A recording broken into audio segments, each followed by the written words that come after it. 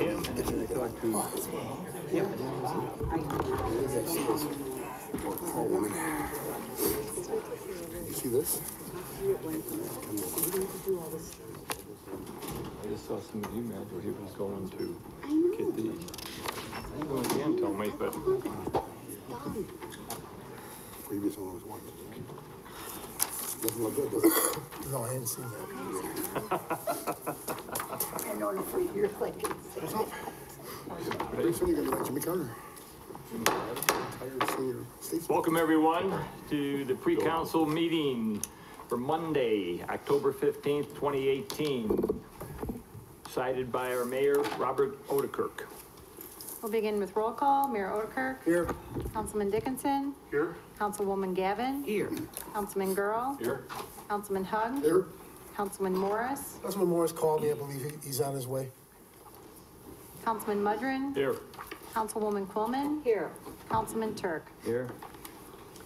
First on the agenda this evening is a presentation by Robert Schillerstrom, Chairman of the Illinois Tollway, on exploring options for congestion relief. Yeah, Bob, if I can, thank you for coming tonight. As I think people know, it's been reported, there is a committee that was put together by John Grulian in the Center of Economic Development regarding I-80 and moving the project forward. Mr. Schillerstrom gave a presentation about a month ago to that group. I thought it was an outstanding presentation. Some of the options that not Joliet, but that the area faces with I-80. So I invited him to come to City Council. He graciously came tonight. So I'll just let it go from there, but thank you for coming. Mayor, thank you for inviting me, and it's my honor to be here, ladies and gentlemen of the council. I'm very pleased to come and talk to you a little bit about the tollway and some of the options that we have.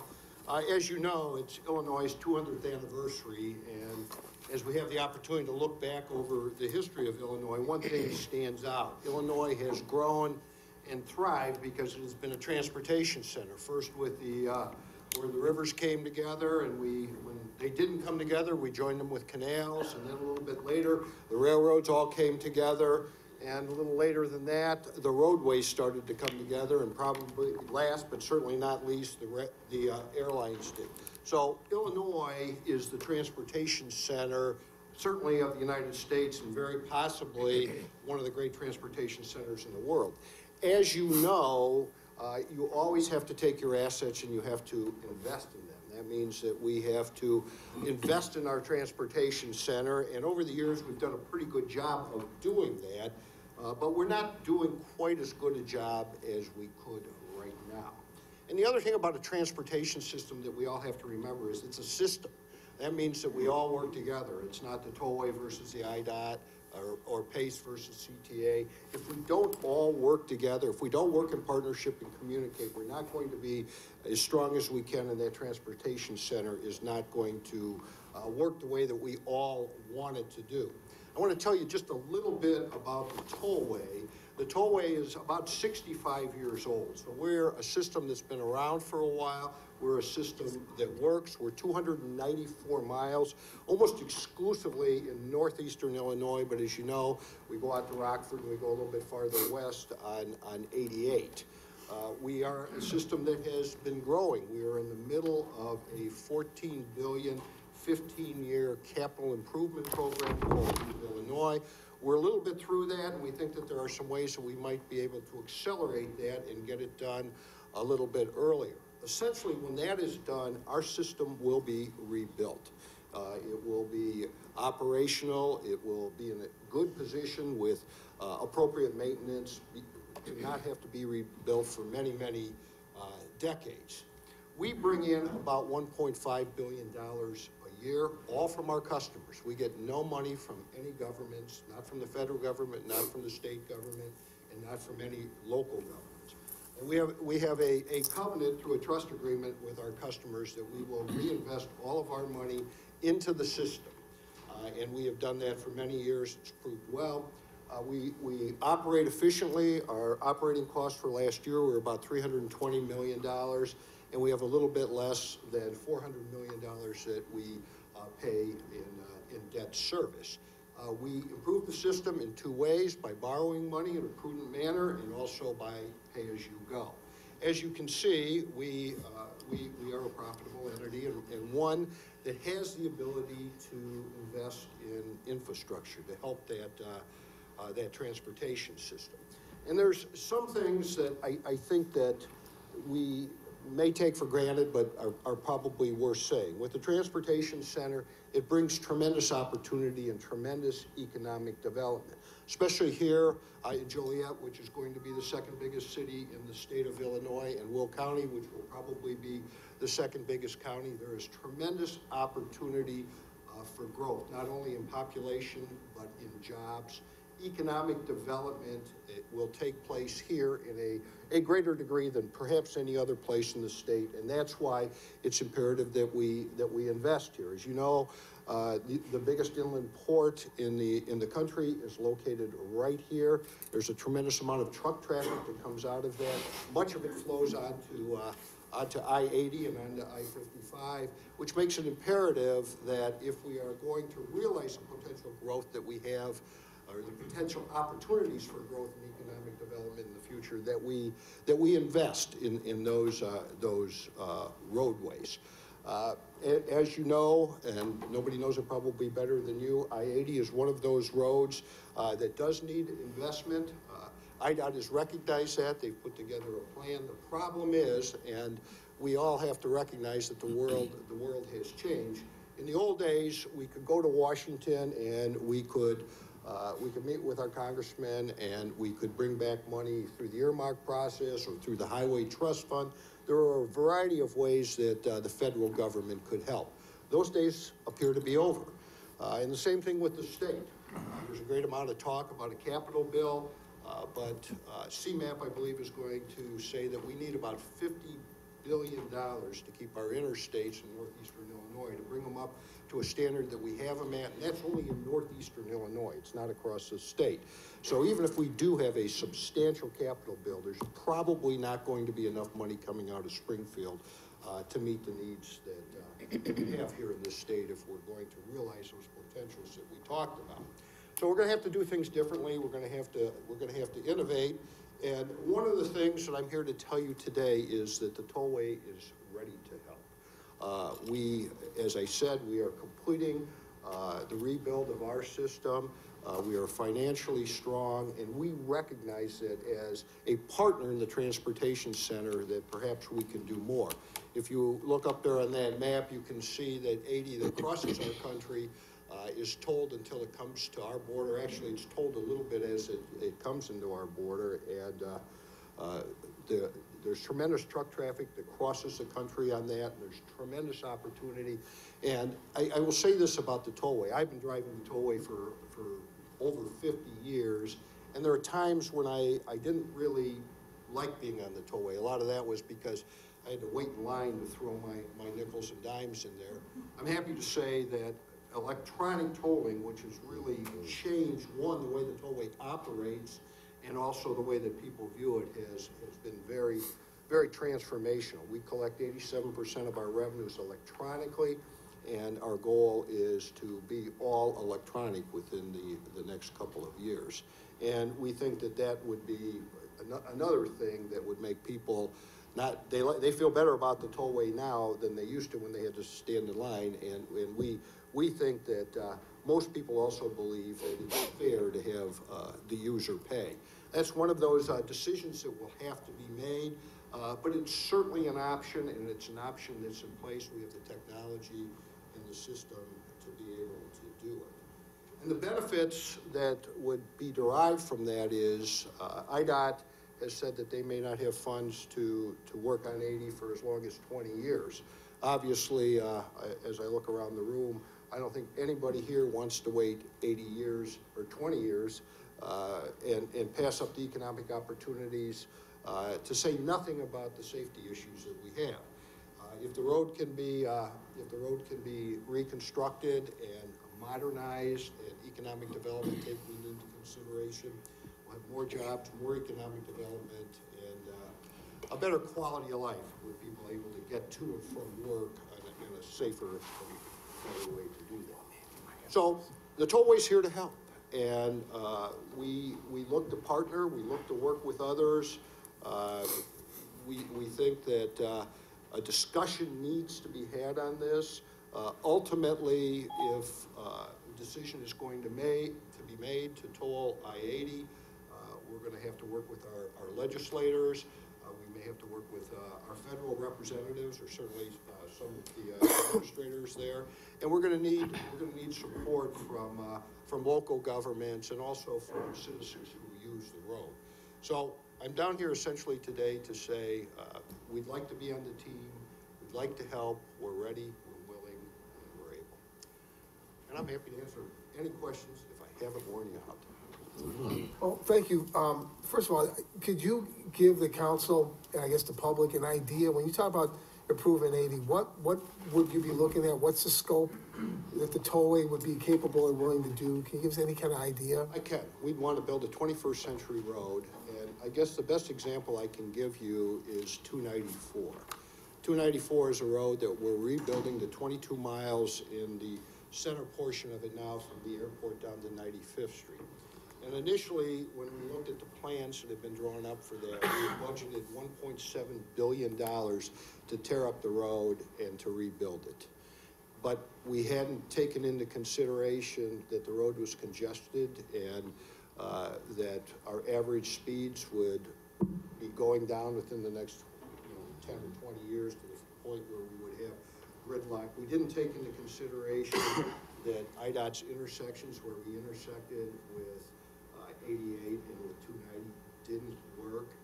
And so staff went back to the drawing board and we told them, we said, come up with a 21st century road that will be safe, that will get people to and from their jobs, and that will work. And they came back and said, well, we don't know that we have the money.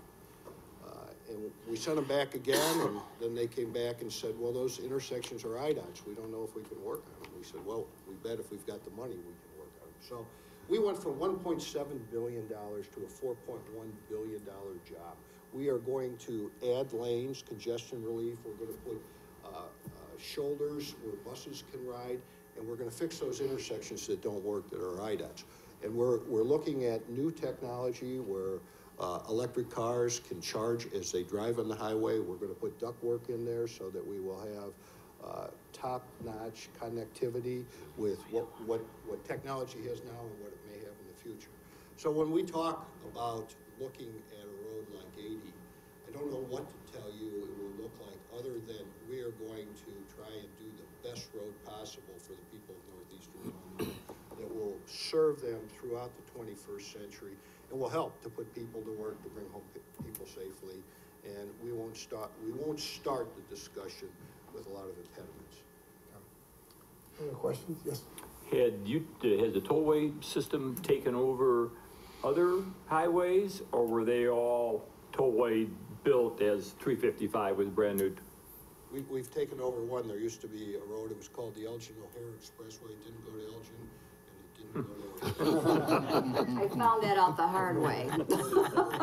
And we went, we worked with the federal government. We took that piece of road over, and as you know, we're now building, the Elgin-O'Hare Expressway, which will grant western access to the airport. That's about a $3.5 billion project. So we've done that. We've also researched it. There are some pilot programs. Historically, the federal government didn't want roads tolled that they had made financial commitments to. And I think the federal government is, due to the fact that one of the reasons is that since they don't have very much money anymore for transportation, that they are looking at alternative ways, and they're looking at tolling, and they're looking at reducing the restrictions on tolling. And there are a variety of federal pilot programs that allow for the tolling of interstates. We've researched those, and we believe that, obviously it's something that will have to be addressed, but we think it is addressable and can be overcome. So the federal government would have to give you your blessing versus the state? Say that again? The federal government would need to give you their blessing versus the state of Illinois giving you your blessing? I think you have to have blessing from both the state of Illinois and from the federal government. Now, the question is, you certainly wouldn't need an act of Congress to do it. You'd have to have an administrative sign-off. We've visited regularly with members of the federal administration and do believe that it is realistic that we could get the sign-off. We would have to have the General Assembly General Assembly act on this. Thank you. Yeah, just so we're clear, this is nothing the city of Joliet can do alone. This is something that has to come from the state of Illinois, correct? This would be a partnership, yes. I mean, obviously, the city of Joliet's opinion would be very important, and every coalition has to start the grassroots and move its way up. And there appears to be just a desire growing in the Will County area to certainly explore this, and we always have to take the first steps before we get there. Yeah, you know, I've spoken about it at a number of community meetings in the last couple months, and it's a real mixed reaction. Some people, I think, realize that waiting for IDOT, it's probably not gonna happen, as you said, for another 20 years, which really is intolerable. The situation on 80 is bad. On the other hand, you have a lot of people who've been here a long time that have driven 80 their entire lives since it's been built and don't wanna pay a toll. Would there be any way to exempt local traffic if someone's taking it in a 3-mile stretch from the west side of town to downtown Joliet? Or is that even feasible, that there wouldn't be a toll for local? It would probably be difficult if we rebuilt the entire road for us to exempt people from using it under existing law and also under our trust agreement. Certainly, it's one of those things that you can look at, and at this point, as we're discussing options, I believe that all options are on the table, but we do have a trust agreement which mandates how we spend our money, and we are also governed by state law. Yes. Where does, like this, obviously it's a process that's very complicated with a lot of tentacles, but where would something like this downstate start with, as far as being a point? Would it be the governor's office, the legislative branch? Does it start at the administrative level at the state of Illinois, working with the federal government? But you know, we have a lot of great ideas, but until somebody really gets behind it and starts pushing it, or is it the tollway authority, you know, that starts to push it? The tollway authority, I'm sorry, I didn't mean there, did you? No, I was going to finish my thought, which is, you know, where's the point then? The governor's office, the legislative branch, the tollway authority? Who's actually going to drive this thing, if it could ever become reality? Obviously, we need leaders, and we need leaders to step forward, and we're with the partners. I think the state legislature speaking would be a very good first step, because they have to approve taking an interstate road and allowing it to be tolled. So they have to do that. Obviously, anything that happens in Springfield, you want a coalition. You want the governor's office, you want his staff, and you want members of the House and members of the Senate to be supporters of it. And to be quite frank, you want Republicans and Democrats to do it. And I think if Springfield spoke, obviously, I think we would be able to then work around the requirements that the federal government sets. So just one more thing there. So from our perspective as a city government, we obviously don't have a lot of say-so in it, but one thing we could do, if there was an interest, is contacting our state legislators. Yes, and you do have a lot of influence, certainly with your, in the court of public opinion, and also with your state legislators. Okay, thank you. Mine's minor, can wait. Just one question, with the picture that's up there now with I-80 going through Joliet here, the redesigned road and everything, do you feel that they would be necessary for any further property acquisitions on either side of the road as it sits now? I would say if you're going to add capacity, you certainly have to look at that as a possibility, yes. Okay. And that's kind of figured into the cost also? Yes. Okay, thank you. Mr. Shillstrom, thanks for coming. To follow up on the mayor's question, I don't know if I wasn't following correctly. I understand that under the trust and regulations and laws that govern the toll here in Illinois, you talked about how you can spend your money, but I guess the question is, can you exempt people from paying you? Can it be a truck toll, for instance, that carries the weight of it? Or does it mean that everybody that gets on that road under law has to pay the toll? I believe that everybody who gets on that road has to pay a toll. We have exempted certain groups, but mostly they've been law enforcement or medical. Generally speaking, I believe that everybody who's going to get on a toll road is going to have to pay a toll. Now we can charge them at different rates, which is what we do now. Truck trucks pay substantially more than automobiles, depending on the number of, if you pull in the trailer or things like that. So you can differentiate the costs, but I don't believe that you can exempt people in general from using it. Well, the reason I ask that is, certainly, this looks like probably a more expedient solution if it were to actually follow through, but we're gonna get pushback and understandably from people that may take 3, 4, 5, 6 trips a day from here to Tinley Park on business and have for years, and that's gonna add up very quickly depending on the total of them unless they're exempted. Do you see what I'm saying? I understand thoroughly where you're coming from. I mean, one of the issues will be, do people want to pay tolls and have a rebuilt, better system or not? I mean, in some ways, that's almost the issue. And I understand the arguments about, well, we've paid for the road before through our taxes. The problem is that in some ways, I almost look at it like you look at the state government, which has paid for roads before, and the federal government, and they really don't have the wherewithal to do it. So we're almost in a situation where you have to look at different forms of revenue to be able to improve your system. And the question is, are people going to want to use, are they going to want to, say okay to different forms of revenue? I will say this, based on our experience at the tollway, we always, whenever we do a road, we always look at projections, and we project that this number of people will use the road, and if it's an area that hasn't been tolled before, we're fairly conservative, and we always find that the people who do use the road are greater than what we projected. Now, whether or not that's going to be true in the future, we don't know, but we do try and project conservatively. The people use the tollway once it's there. Thank you. Well, I've been taught to never miss an opportunity, and you're the head person. I've talked to other people from IDOT, as has the mayor. Mayor and I have to discuss this. And if you could just pass this on to someone else, because this really isn't your job, but you're the head person. And what I'm getting at is, we're revitalizing our downtown area, and a lot of the constituents are complaining about the bridges. They're rusty, one's blue, 2 are green, one's brown. We can't paint them ourselves because we're told that they belong to IDOT, because Chicago has these bridges, same thing, and they look very nice. And what I'm trying to do, not only the bridges, but the entryways into Joliet, they're not taken care of. But again, we're told there's certain guidelines that we have to follow.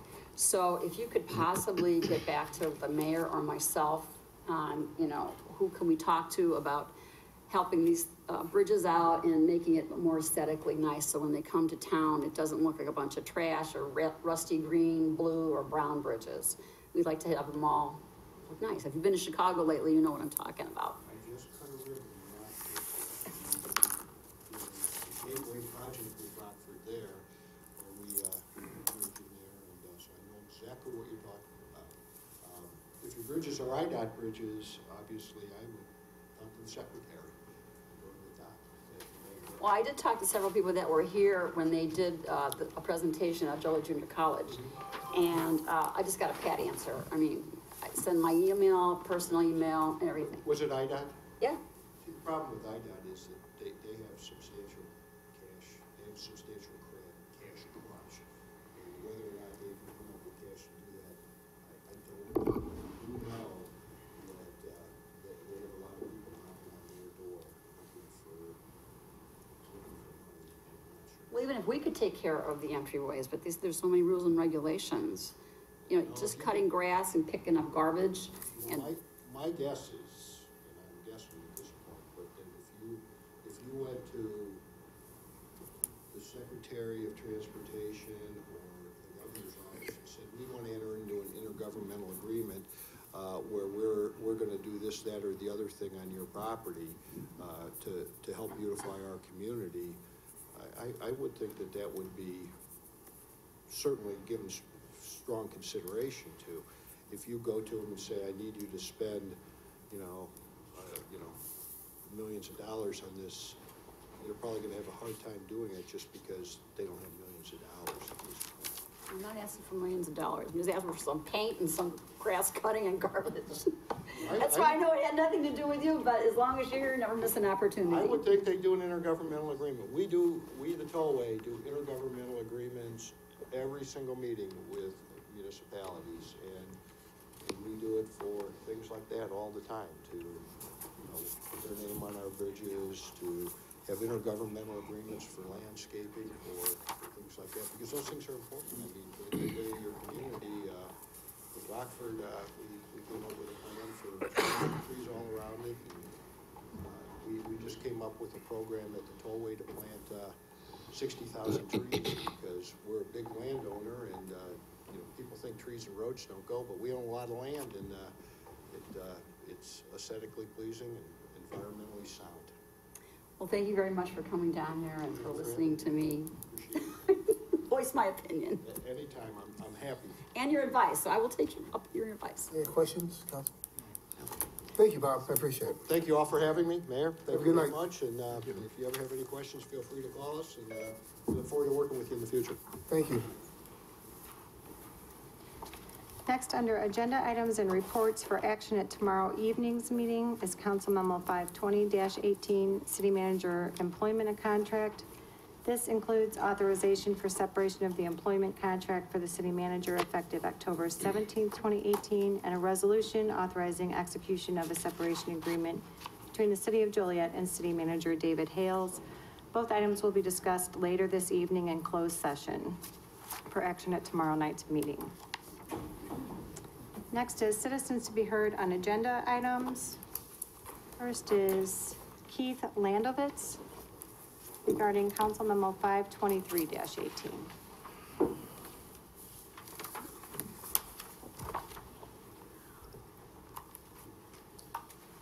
Good afternoon, Keith Landovitz, 23525 South Vetter Road in Shanahan Township. Concerning my standing in this matter, Vetter Road, where my wife and I live, is essentially an enclave at the western edge of the planning area of the Centerpoint Planned Unit development. And Vetter Road is destined for improvement under the terms of the annexation agreement between Centerpoint and the City of Joliet. So I have comments on four things. First, a couple of concerns that I raised at the Plan Commission hearing on September 20th, and then a couple of points about the topics of the amendment to the annexation, the Sixth Amendment to the annexation agreement, specifically the modification of the concept plan for the Centerpoint development and the extension of the deadlines in the annexation agreement. Concerning the Plan Commission hearing, my first concern was just that I didn't know what the annexation agreement actually said. I had the text of this proposed Sixth Amendment, but I didn't have what I thought was a good text of amendments 1 through 5. Through the gracious assistance of Mr. Hanson, who I believe is here this evening, counsel for the applicant Centerpoint, I was able to get those. I feel that I now know what the agreement as amended will actually say. So I appreciate that assistance, and I consider that matter fully resolved. I should also note, just in this case, I had to take recourse of assistance from the developer and their legal counsel, but in the past, when I have questions about the development, I have, over the last 10 years, usually conferred directly with the city planning staff. Mr. Jackson has been of great assistance in the past. Mr. Torrey, the current planner, always takes my calls and calls me back. So I just want to express my appreciation for that. The other matter that I raised at the Plan Commission hearing was my inability to get really kind of the detailed plans for Vetter Road. I think what's in the annex, there's some specification in what I'll call just verbal form or written form in the annexation agreement, or maybe narrative form. It's not what I would call an engineering specification.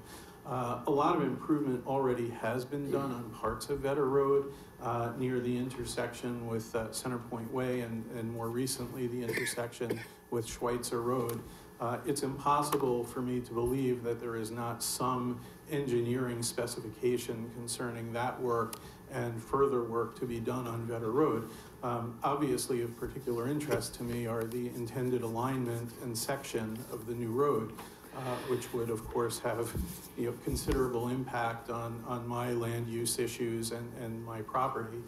I have tried to get those through various channels. Again, Mr. Hanson, counsel for the applicant, has offered to assist with that, but has, as of today, been unable to produce that documentation. So I would respectfully request whatever assistance the city can render in expediting fulfillment of that request, assuming that you deem it appropriate, as I hope you do.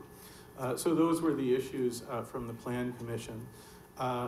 Concerning the amendment to the annexation agreement, first, I think it's wonderful that the concept plan is being brought up to date.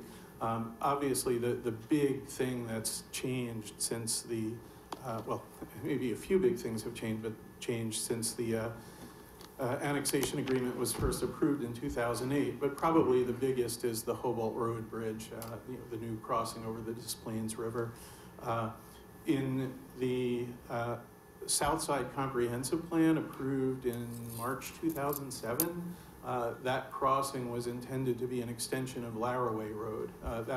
That's what was shown in the transportation concept plan in the original Southside Comprehensive Plan. And in that plan, the Vetter Road was never to be more than a collector. So you're over the 4-minute mark. Can you wrap it up, please? Thank you. The status of Vetter Road has been upgraded, and I think with the crossing, the new bridge over the Des Plaines River now planned there, it obviously will have the status of a major arterial with a traffic count. The projection I've seen is starting at 11,000 per day, 6,600 of which will be trucks. I think that will obviously have an impact on land use concerns on Vetter Road. And while I don't think that requires any change to the proposed amendment, I think that needs to be part of the record of these proceedings. And then finally, concerning the deadlines, the agreement contemplates CenterPoint negotiating with me and other property owners for acquisition of property to complete the improvements. It appears to me that that's intended to be a private negotiation. CenterPoint extended an offer to purchase my property in June last year. It's my intention to negotiate that in good faith as a private negotiation, assuming that's what the city desires. I hope that can be concluded soon. I don't oppose extension of the agreement. I think it's always good having more time when people are stuck, but it's been over a year now, and hopefully we can wrap that up pretty quickly. Thank you. So you had 6 minutes. I have to cut it off. The ordinance says 4, so. Thank you. Thank you. And just a reminder, if there's not enough time, you can submit something in writing. Thank you. And to whom do I submit that, please? The clerk. Of course. Thank you. Thank you.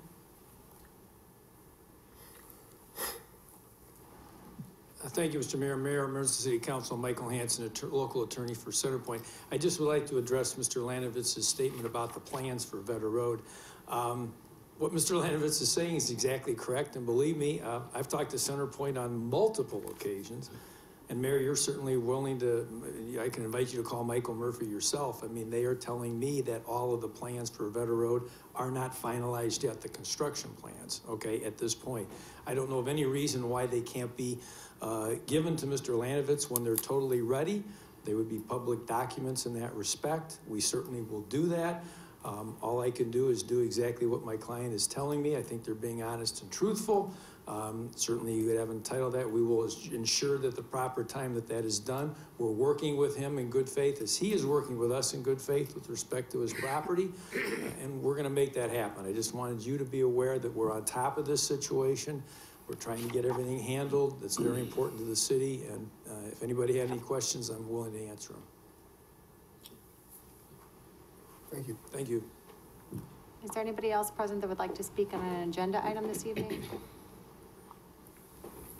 Seeing none, I'll pass it over to the city manager to discuss the remaining items on the agenda. Thank you, Mayor and Council. As we look at the agenda for tomorrow, following the council committee reports from 4 different committees, you'll consider the consent agenda, which, as typical, does include 2 sets of minutes. It also will include a draft, proposed Joliet City Council meeting schedule for 2019. We would certainly encourage you to look at your personal schedules and work schedules and to review that. And then I'm assuming, well, let's see, that is on for consent approval tomorrow night. So please take a look at that between now and then in case there's any amendments or changes you may want to propose. And then last, the invoice paid report will also be on the agenda for consent approval as well. As at this time, we have no licenses and permit applications. Going to public hearings, the first public hearing that's listed, which is for 101 acres at the southeast corner of Spencer Road and Cherry Hill Road. We have both an annexation agreement, as well as classification of the property to I-1 zoning, an ordinance approving the preliminary plat. The petitioner has requested that this item be tabled and reconsidered on the November 6th agenda. It's actually a combined meeting held on November 5th. On November 5th? Okay. So that, they're seeking that being tabled to November 5th. Do you have any questions on this particular annexation proposal? If not, the second public hearing for tomorrow night is the 6th amendment to the annexation agreement for Center Point Intermodal Center at Joliet subdivision. This particular matter comes with a unanimous recommendation by the Planning Commission. It was a 7-0 vote. Is there any questions on that 6th amendment? Moving on, the next section, which is a long one this time around, is on ordinances and resolutions. First, starting out in ordinance, we do have an ordinance associated with Elliott subdivision. This would include an ordinance approving the preliminary plat, an ordinance approving the reclassification of 3 parcels at 404 and 406 Clay Street, and 411 to 413 East Jackson Street from R2, single-family residential zoning, to B3, and then an ordinance approving the vacation of a 10-foot wide and 16-foot wide portions of in-use alley portions near 408 Collins Street. This particular proposal comes to you with a positive recommendation by the Planning Commission. That vote was 7-0. And what we'd like to do is first see if you have just general questions, but would like to take up after that kind of a sub-issue having to do with the relocation of a historic limestone building there on the property. If you've had a chance to read through here, you'll see that the developer is proposing a gas station type development in this corner. However, in order to accommodate the full development, the current limestone building dating back, I think it's to the 1850s or thereabouts, would have to be demolished or relocated. So we're prepared just to take a few minutes and talk a little bit more about the limestone building. First, is there just any other questions you have on the development and the other action that is being requested by the developer at this location?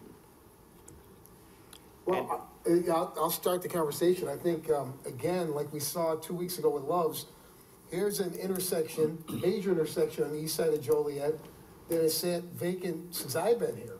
I don't know, some of the old timers maybe can fill in the blanks, but that Jackson and Collins, Some years. it's been many years. So I think it's great they get private investment, again, on the east side of Joliet. Mike, I know you're the attorney. How many millions of dollars is this investment going to be? I think it's $5 to $7 million. Right, so it's a major investment. it is. And again, in a part of town that's been underserved, it's bringing jobs and, Right. again, revenue. So I think it's a great idea. There is, in the back corner, there's an old house that I never even recognized until it was brought to my attention, but it was, I believe, a post office back in I think the exact. Stagecoach, Yeah, Stagecoach Inn, it was built in approximately 1850s. and it predates the prison by a couple of years. It was one of the first buildings here. So that's the issue, David, and I guess the plan is to relocate instead of demolishing this building, relocate it? Yes, and let me turn to Kendall Jackson and his staff to just refer or to comment on a proposal we have received from the developer that could bring about the relocation of this building as opposed to demolition. So, Mr. Jackson, if you'd kind of present that. Thank you. Mayor, members of the council, the developer has proposed an allocation of funding to perhaps move the building. Staff has identified a potential relocation of the building, the site. There are some issues with the site. It is a city-controlled property, but there are floodplain issues, which would accrue more costs in terms of floodproofing of the building. We're not totally certain at this point what the total cost would be to move the building. As we are going through the process of trying to assess what to do with that structure, I think the costs are starting to add up in terms of moving it, in terms of securing it on site, in terms of floodproofing it, and then maintaining it until such time we can identify a new owner for the structure.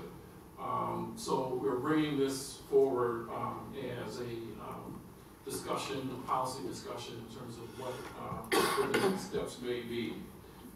It's not a straightforward move because of those issues with the sites that we have located, primarily the floodplain issue, which really adds additional cost to the building. So at this time, we are open for discussion.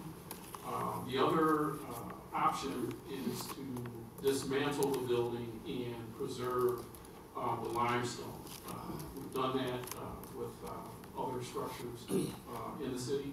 We've identified a potential site for storing the stone as well. Question. Yes. Is it a possibility to take the building down and rebuild it somewhere else rather than move it?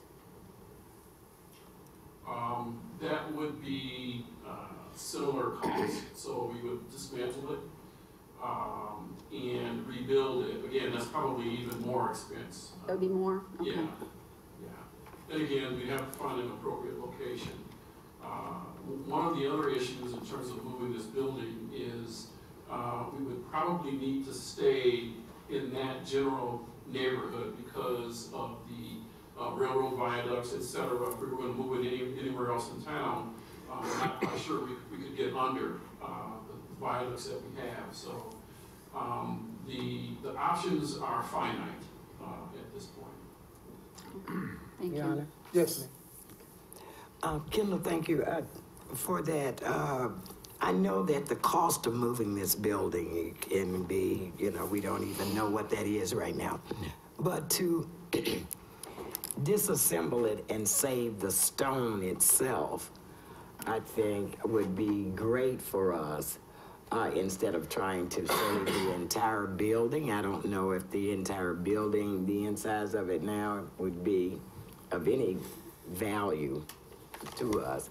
But I know that that limestone could actually be very good for us to hang on to. So I'm thinking taking the building down, saving the stone, and we just save the stone and not the building itself.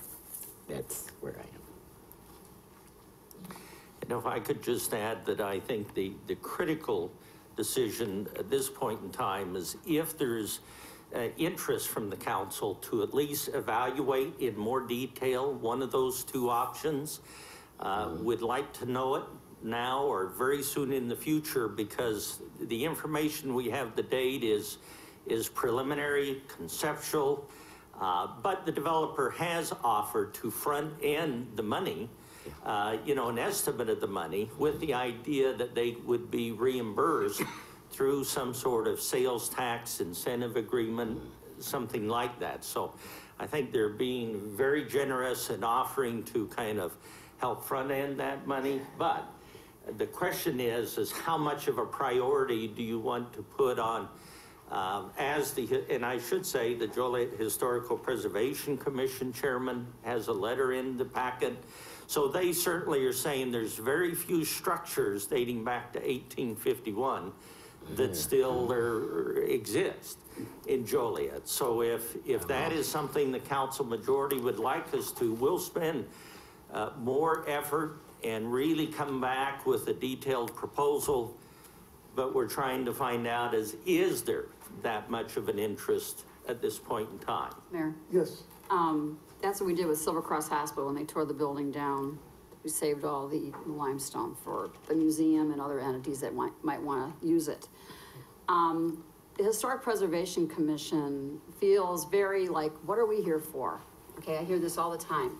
You ask us to look at these properties and we try to preserve them and you're always tearing them down. If it can't be moved, I personally, on behalf of I can't speak for them, I'm not speaking for anybody, but on their behalf, I would like to have looked at what it would cost to dismantle it and rebuild it, because it is one of the oldest structures that we have in town. And it'd be a shame just to take it and dump it over with everything else. I mean, it does have historic value. And if not, looking into moving it, but I would like to see that both options are pursued to see at what cost, since the developer is willing to upfront the money. Now, currently, this building's not on the historic register, correct? That is correct. And do we know how, if it is a historic building, how did that happen? That doesn't have those You know, Quinn Adamowski's here. You're on that preservation, aren't you, Quinn? Well, we happen to do it. No, you are?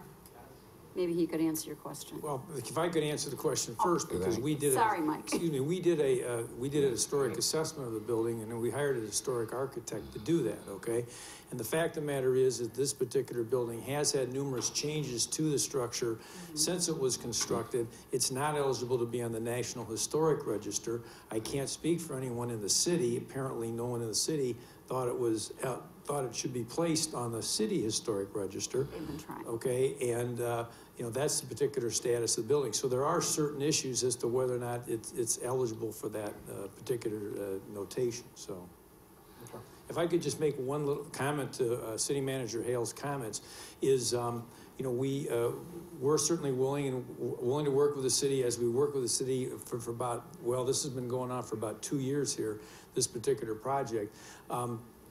We'd like to get the council's approval of our petition tomorrow evening so we can then proceed to the next steps ourselves with the intent on closing on the property by the end of the year and then starting construction of this facility in March and April so it can be up and running around Labor Day, providing jobs and revenue. And I think since we've been working on it a while, between now and the end of the year, we can work with the city to come up with an answer to this question and still pass it what's needed to be passed tomorrow night. So. Well, I'm not saying delay the vote. I'm just asking to look at the other options. I just wanted to say that we'll continue to look at the options and explain that to everybody. So could we have Quinn come up and just answer the question? If he wants to.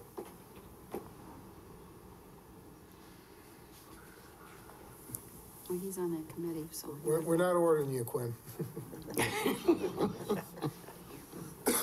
What was the question? Okay, why wasn't the historic part pursued earlier rather than just now? Or is that not the case? Because I was under the impression you guys have been trying to save this building for some time. So in our discussions at the commission, the conversation we had was, it had come up for discussion in the past, but there was never a push by the commission or anybody who's owned the building to pursue it. But it's a new commission now, and you guys are really taking Right. hold. And again, through those discussions, we have a member on the commission that's been there since its inception. And so that property has come up repeatedly over the years. There just was never a push to actually do it. And Mr. Hansen did a great job explaining what the process was. There was a survey. He did approach the commission, shared the survey with us, and whether or not it could be in the National Register, I don't know. In its current state, it's questionable.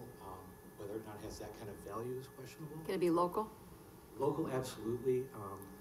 The owner of the builder of the property was George Washington Cassidy. And at the time, that building was the social epicenter of the east side. So it does hold value in that way, especially as one of the oldest buildings in Joliet. One of the oldest, if not the oldest? So, you know, our view as a commission, and there's a letter in there that stipulates this, we understand the need for economic development, especially something on that side of town where people have access to different gas station. The issue for us isn't whether or not the building needs to stay. I mean, we're not going to die on a hill for that. But as you articulated, we would like to see options out there. And in as much as the developers are willing to upfront the cost, it seems like a win-win. So if the building can be saved in some manner, whether it's moved or deconstructed, reconstructed, whatever options are out there, we would love for the council to pursue looking at all of that. Thank you. Thank you. Doesn't cost anything to Yes. look into it. No, I agree. Kendall, will there be, to look at the several options that we've just discussed, is there going to be some type of engineering cost? Is that why, you know, why you want council direction? Yes, well, that would be part of the estimate, in terms of dismantling it, the cost for moving the building, in its entirety, or, taking it apart and moving it in pieces. And also, I think with the option of dismantle and rebuild, we would also need to include the rebuild estimate as well. What would be the cost approximately or ballpark for an engineering firm to outline those 3 or 4 options? That I don't know. We have to seek quotes. Some RFQs, right?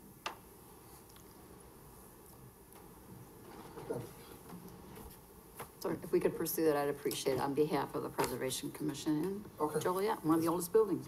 It doesn't cost anything, it's not gonna hold anything up. Mayor, I would support too, that to allow Kendall to move forward at least in doing RFQs for a engineering firm to look at it. Yeah, if it's no cost to the city, you might as well have all the facts, in my opinion. Okay. Thank you. All right, thank you. Moving on to Council Memo 52618, an ordinance approving the vacation of a .03 acre unused portion of an alley adjacent to 812 Plainfield Road. It is recommended by the attorney representing LaRose Investment that this be tabled to November 20th, so about a month out. So if there's any questions on that? Moving on, Council Memo 52718. This is an ordinance approving /or resolution denying a variation of use to allow the continuation of a 2-unit at 117-119 Southeastern Avenue. We have received a request from a council member that this be tabled to our November 5th meeting to allow for some additional time. Just for your information, the ZBA made a recommendation to deny this. There was 4 ayes voting for a denial, 1 voting for a nay. The administration, however, is recommending that the council consider an alternative recommendation, that is to approve, which, because of the action, the ZBA would take a 2/3 vote of the council. But again, initially it's being asked to be tabled until the next meeting. If I may, this is veteran housing, correct? This building's being used for veterans housing? Is that correct, Mr. Jackson? I think I remember reading. Yes, yeah, the applicant in this matter has stated that this would be for veterans. Is that the reason for staff's approval? No, the reason for staff's recommendation is the strictly land use. We found history that at one point in its past, this was a legitimate 2-unit structure. and we did a down zoning, which sometimes when we did those in the past, they were mistakes. And it seems like in this particular instance, it was an inadvertent down zoning. So we went from a 2-unit to a single-family home. To single-family residential zoning. So strictly from a land use zoning perspective, we feel that there was an oversight in the past. Has nothing to do with the rental status or who would be living there. This is just strictly a land use zoning recommendation. Okay, thank you. So is staff recommending that it stay as a 2-unit? Or Correct. You are, okay. And right now it's being used for veterans housing? No, right now, it's, I believe, either vacant or partially vacant.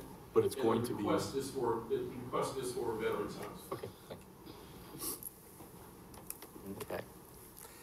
All right, if there's no other questions, move on to Council Memo 5/28/18. An ordinance approving a special use permit to allow a staffing company in a vacant commercial tenant space located at 232 South Larkin Avenue. The Zoning Board of Appeals had voted, it had 3 aye votes, 2 nay votes, so it wasn't enough aye votes for a recommendation, so it comes to you without recommendation, but the staff in the Community Development Department is recommending approval of this special use permit as presented. Any questions Mayor? on this? First question, maybe nobody knows. Why do we require a special use for this type of office use? Mr. Jackson? Yes, some years ago, the city council enacted a rule that any employment agency must receive a special use permit in order to operate. Okay, and then the other question is this going to be another temp agency to try to fill the warehouses? Yes. Thank you. Okay, moving on, Council Memo 5/29/18. An ordinance approving a variation of use to allow a banquet hall for small parties, a B3 general business use in an R2 single-family zoning district located at 1214 North Rayner Avenue. Zoning Board of Appeals voted to recommend approval of this.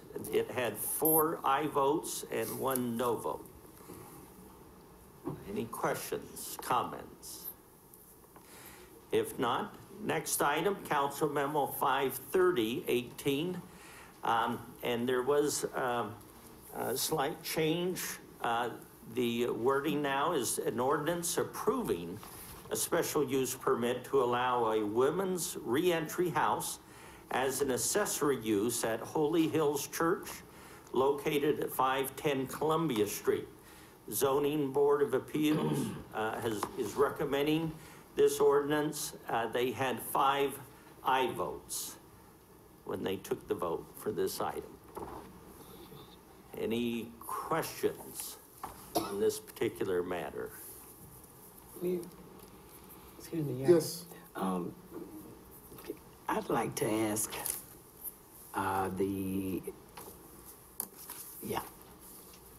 if you could kind of tell me a little bit about this project. Certainly. Catholic Charities Diocese of Joliet is very excited about an opportunity to develop a reentry program for up to 8 women who were formerly incarcerated and returning to our communities to have the supportive services, and very key to their recovery is a house.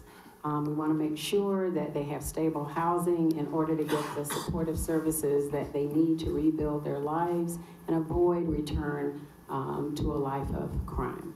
The nearest facility for this type of a project for women coming back to our community is in Chicago. And we believe that a facility here in the local community with the supports that they need would be advantageous and help them to succeed. Thank you. Thank you.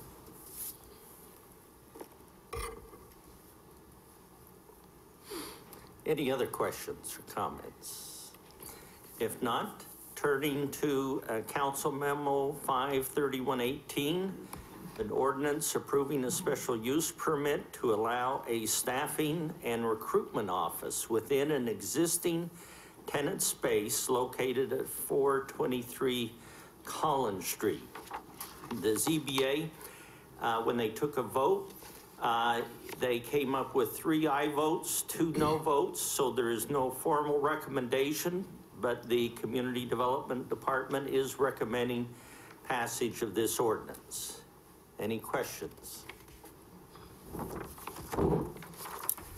Moving on, Council Memo 53218, an ordinance approving a special use permit to allow used truck and trailer sales as an accessory use to transportation and logistics facility located at 1738 Terminal Court. ZBA had 5 aye votes in favor of this particular special use permit application. There's no questions. Council Memo 53318, an ordinance approving a variation of use in order to allow the additional location of a concrete batch plant, an I-2 general business use in an ITC, Intermodal Terminal Industrial Park zoning district located at 1851 Patterson Road. ZBA also recommended approval of this ordinance on a 5 vote, 5-0. Any questions on that? Council Memo 53418, ordinance updating the procedure for administrative adjudication in Chapter 3 and the fine schedule set forth in Chapter 1, Section 1-8D of the City of Joliet Code of Ordinances. The Land Use and Legislative Committee reviewed and has recommended this ordinance to the council for approval. Any questions of city staff? If not, moving on, Council Memo 53518.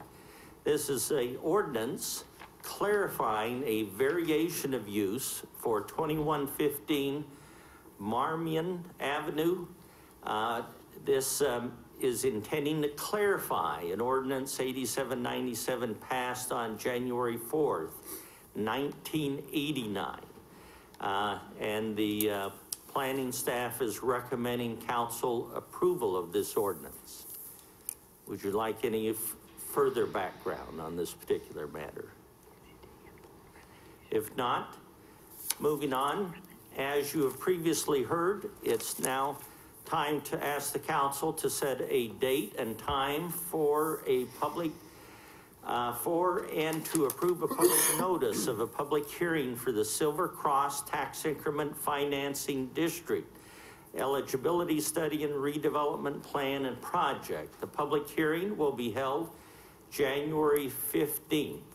It also makes reference to the holding of a Joliet Review Board. So that's the essence of this ordinance, is to set the public hearing in January. Any questions or comments? Well, again, I would add, like I just said, there's another area that had sat vacant on the east side that is being redeveloped. Steve, I know you put a lot of work into this and with the TIF. So again, it's another success story for the east side. It's becoming a real trend. You're seeing older, undeveloped areas that are coming back in the city. I think it's great. Yep, absolutely. Okay. Next item, an ordinance declaring certain properties public nuisance.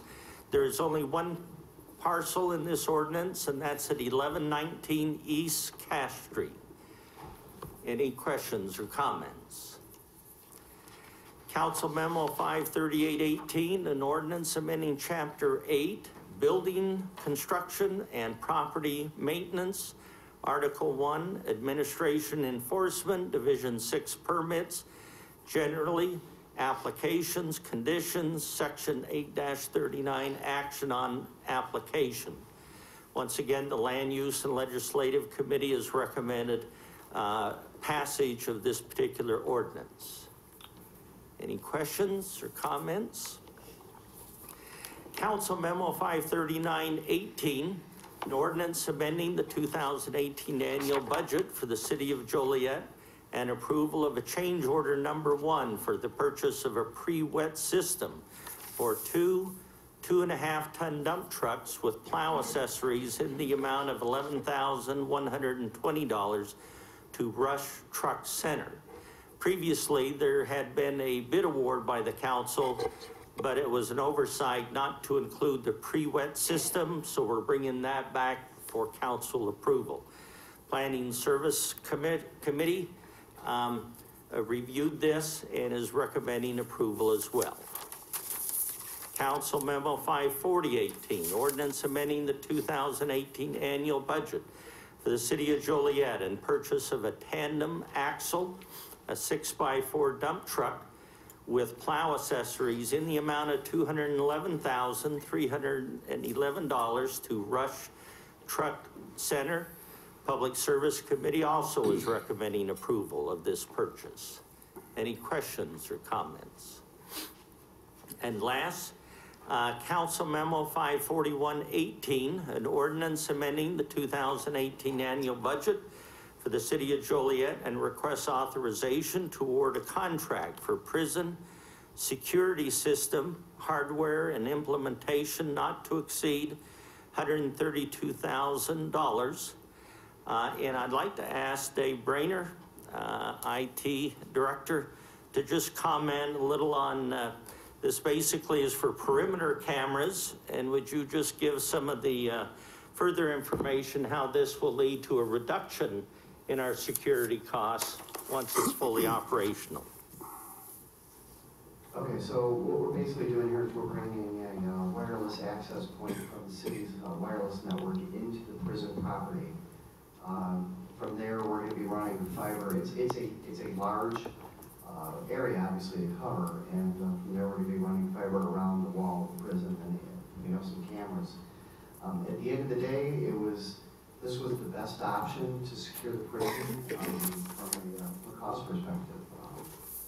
We were burning at a rate that was anywhere between 40 and 80K a month, and this was an ROI of approximately 2 to 3 months.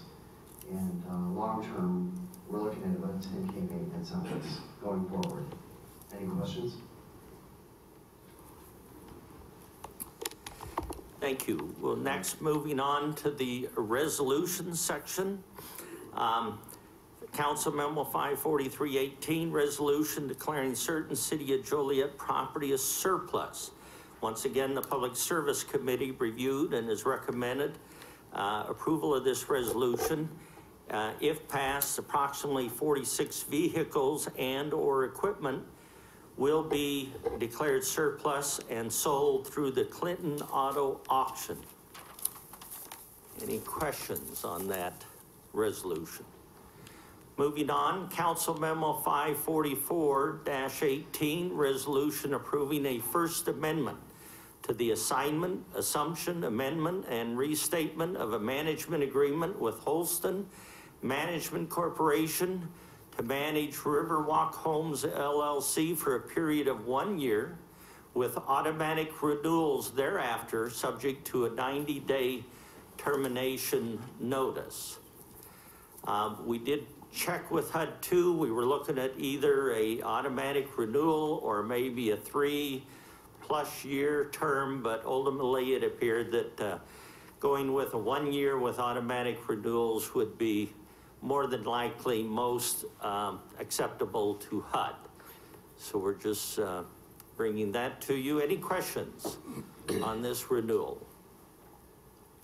Next, Council Memo 545-18, resolution authorizing the allocation of home funds and the execution of a home sub-recipient agreement between the City of Joliet and Will County Center for Community Concerns.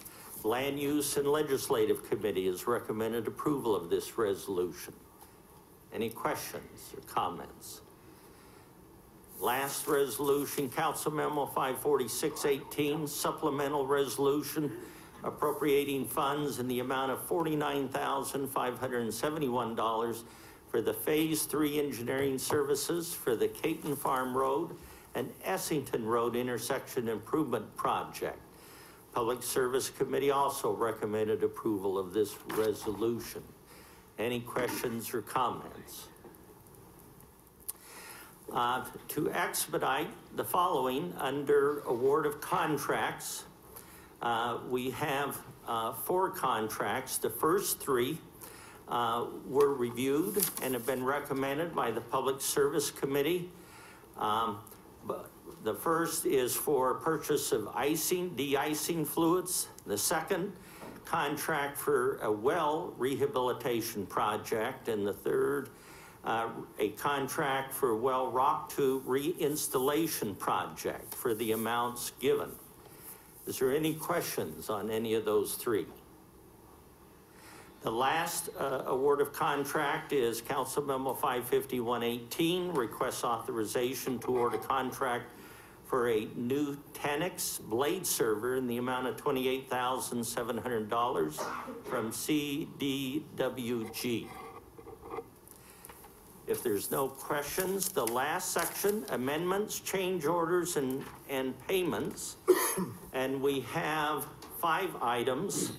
All 5 were reviewed by the Public Service Committee prior to this meeting, and all 5 came with a positive recommendation for approval for the contract amendments, change orders, or payments as so listed in your agenda. So that kind of concludes. Is there any other questions about the agenda for tomorrow night? If not, I'll turn the time back to the city clerk. I do have one point of order. If we come to an agreement tonight, will you be leading the meeting tomorrow night, David? I was intending to stay for the meeting tonight, but it's at the pleasure. I want to give you have the opportunity. I want to thank you for the year that you've done here. I think you've done a good job. As you know, there's a lot happening in this city, and you were throwing it with both feet, but it's been a pleasure working with you. I think you're a very good man, and I appreciate your service here. Thank you. Thank you very much. Appreciate that. Next is public comments. Is there anyone that would like to speak under public comments this evening?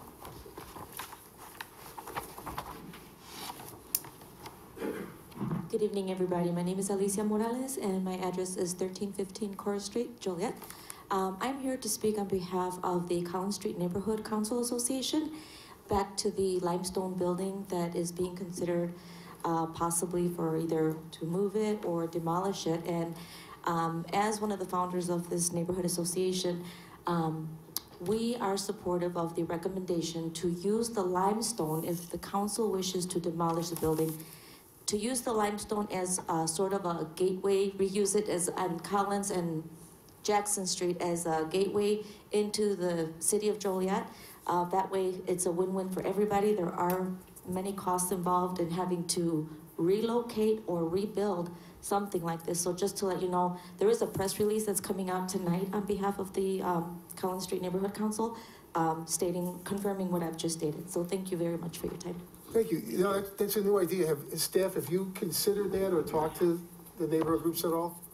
No, I think it's a great idea. Thank you. Thank you. Is there anyone else that would like to speak this evening? Seeing none, is there a motion to go into closed session to discuss personnel, after which the meeting will be adjourned? So moved. Second. Been motion seconded to approve. Councilman Dickinson? Aye. Councilwoman Gavin? Aye. Councilman Girl? Aye. Councilman Hug? Aye. Councilman Morris? Aye. Councilman Mudrin? Aye. Councilwoman Coleman? Aye. Councilman Turk? Aye. Motion carried.